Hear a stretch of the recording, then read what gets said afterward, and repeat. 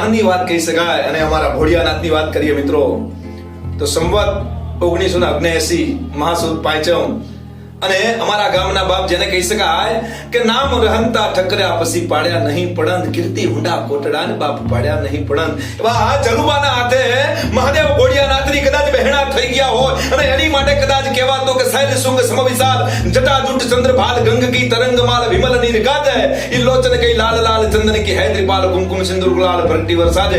આવો ભોળિયોનાથ ને બાપ જેને કહેવા હો વર્ષ પૂર્ણ થઈ ગયા હોય એના પરચાની વાત કર્યો. દર્શન માત્રથી મિત્રો તમારા કામ થઈ જતા હોય. આ છે અમારો કલ્યાણેશ્વર મહાદેવ અને એના પરચા તો બહુ દુનિયાની માલિકા ઘણા બધા છે.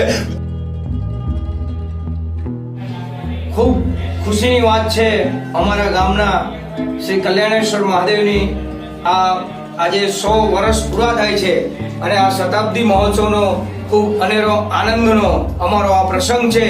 આ શતાબ્દી મહોત્સવ અમારા ગામની અંદર આજે ઉજવાઈ રહ્યો છે. તો આના ઇતિહાસ કલ્યાણેશ્વર દાદાની સ્થાપનાનો ઇતિહાસની વાત કરું તો સંવત 1979 ના રોજ મહાસુદ પાંચમ ને સોમવારના રોજ અમારા ગામના લાલજીભાઈ પૂંજાભાઈની વિધવાબાઈ જલુબેને આ શ્રી કલ્યાણેશ્વર દાદાની આ ગામની અંદર સ્થાપના કરાવેલ, પધરામણી કરાવેલ અને એ સાલને આજે 100 વર્ષ પૂરા થયા અને આ શતાબ્દી મહોત્સવનું ખૂબ સુંદર મજાનું આજે અમારા ગામમાં ભવ્ય પ્રોગ્રામ થઈ રહ્યો છે. આજે અમારું આખું ગામ હર્ષ ઉલ્લાસ સાથે ભોળાનાથના આ પ્રસંગની અંદર ખૂબ ધામધૂમ ઉજવણી કરી રહ્યું છે. સાથે અમે આ પ્રસંગને દીપાવવા માટે લઘુરુદ્રીનો મહાયજ્ઞ પણ રાખેલ છે.